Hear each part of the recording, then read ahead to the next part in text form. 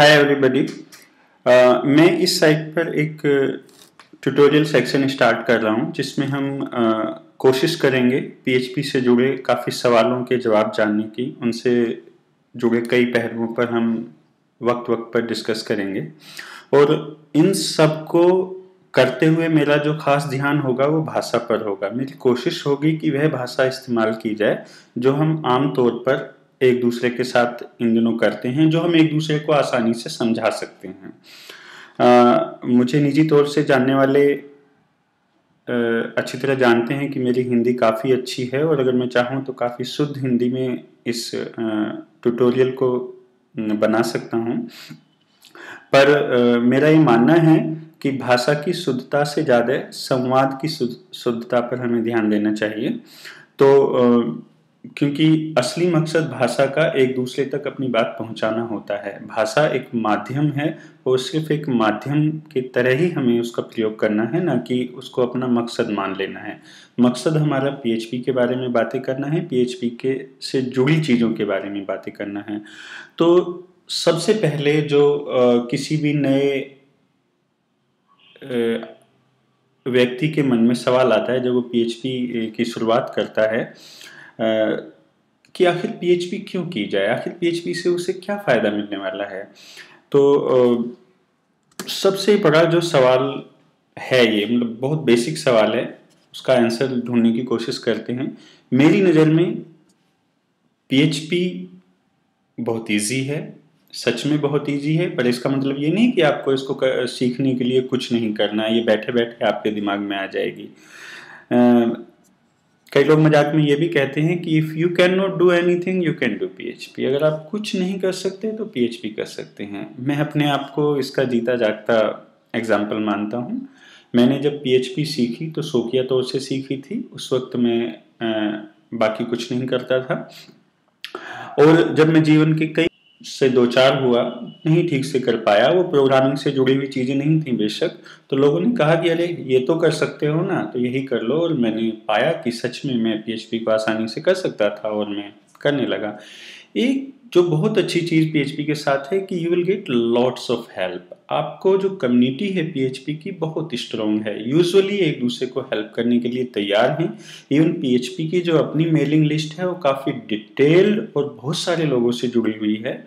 एक दूसरे को हेल्प करने के लिए लोग तैयार रहते हैं। इससे भी बढ़ के आपको काफ़ी ओपन सोर्स फ्री का कोड मिलेगा और यह कोड आप अपने किसी भी उसमें यूज़ कर सकते हैं, उसको सीखने के लिए यूज़ कर सकते हैं, इवन उसको अपनी प्रोडक्शन साइट में भी यूज़ कर सकते हैं। वैसे ओपन सोर्स हमेशा फ्री नहीं होता, इस विषय पर हम कभी फिर बात करेंगे। कई लोग तो पिछले कई सालों से जो नंबर ऑफ जॉब्स पीएचपी में इंक्रीज हुई हैं, तो पीएचपी को पैसा ही पैसा भी कहने लगे हैं।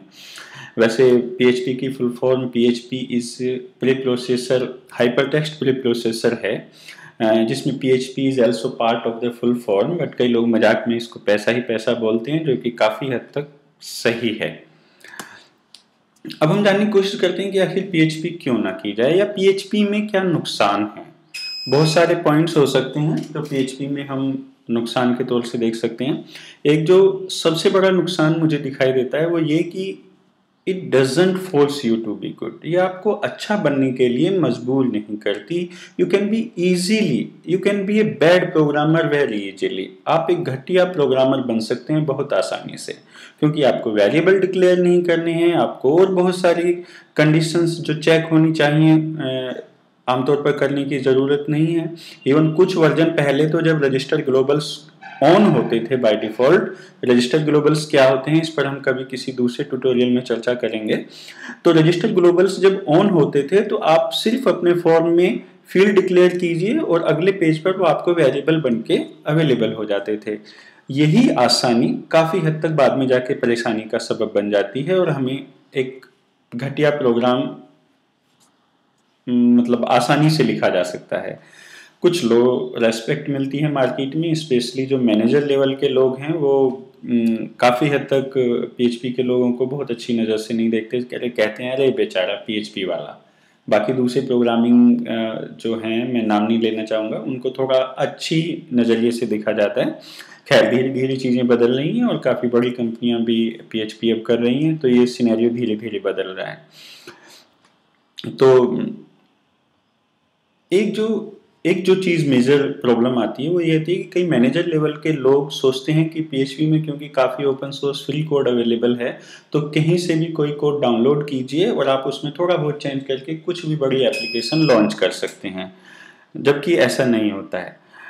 और आखिर में PHP प्रोग्रामर को ही ये सारी चीज़ें झेलनी पड़ती हैं। अब इन्हीं सब चीज़ों को, इन्हीं सब परेशानियों को देखते हुए कई लोगों ने तो PHP की फुल फॉर्म परेशान ही रख दी है। हम खैर इतने निराश नहीं होंगे, हम परेशानी मानकर नहीं चलेंगे और PHP को सीखने की कोशिश करेंगे। अगले ट्यूटोरियल में हम जानने की कोशिश करेंगे कि विंडोज़ पर आखिर PHP को कैसे रन किया जा सकता है, कैसे हम अपनी PHP एप्लीकेशन विंडोज़ पर रन कर सकते हैं। हम वैम्प सर्वर को विंडोज़ पर यूज़ करेंगे और स्पेसिफिकली हमारा मकसद ये होगा, ये जानने में हम अपना ज़्यादा समय लगाएंगे कि कई बार वैम्प सर्वर इंस्टॉल होने के बावजूद भी काम क्यों नहीं करता। Thank you. अगले ट्यूटोरियल में हम जल्दी मिलते हैं।